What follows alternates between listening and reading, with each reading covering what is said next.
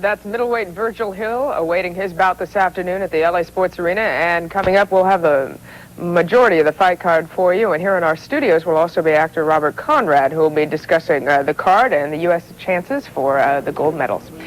Well, you know, one of LA's most favorite tourist attractions is Mann's Chinese Theater. Some of us remember it as Grauman's Chinese Theater. Well, whatever you call it.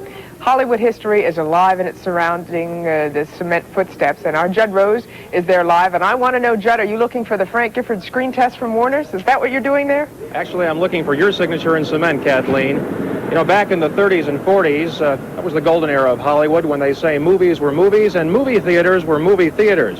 I don't mean those pillboxes with multi-screens and suburban shopping malls that we go to now.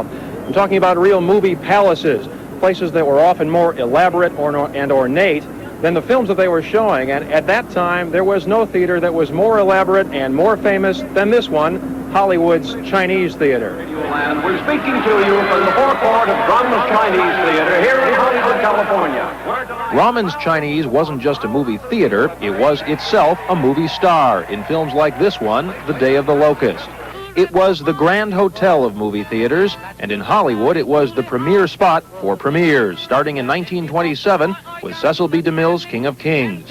It was also in 1927 that a happy accident turned into a Tinseltown tradition. Movie queen Norma Talmadge accidentally stepped into wet cement, and showman Sid Grauman was inspired. Since then, more than 150 screen legends have followed in her footsteps. The ceremonies surrounding the placing of hands and feet in cement are as much an event here as the Oscars. Recent years have seen the pavement pantheon grow to include Burt Reynolds, super directors George Lucas and Steven Spielberg, and a true film legend, Donald Duck.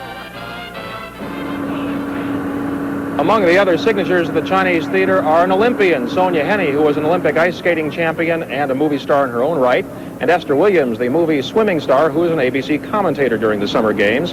Another fixture at the Chinese Theater for just about every movie premiere we've ever seen is Army Archerd, who is also the columnist for Daily Variety. Army, tell me about some of the premieres that stand out in your mind here at the Chinese.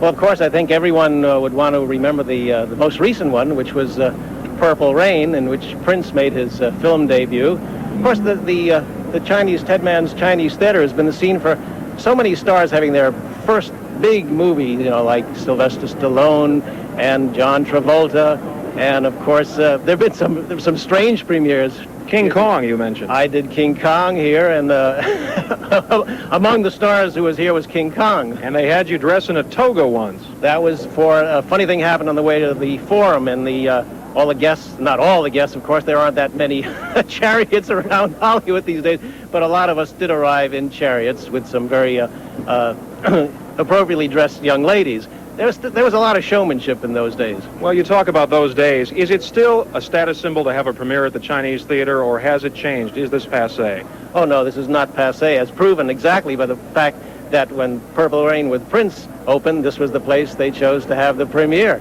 And I think it will be here as well as long as we will be around, that's for sure.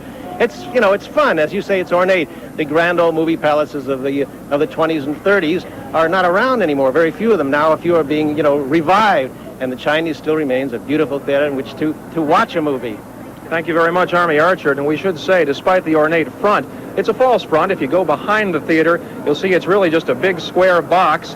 But the front, well, that's basically a mirage for the tourists. And somehow in Hollywood, that seems kind of fitting. Kathleen, back to you. Judd, thank you.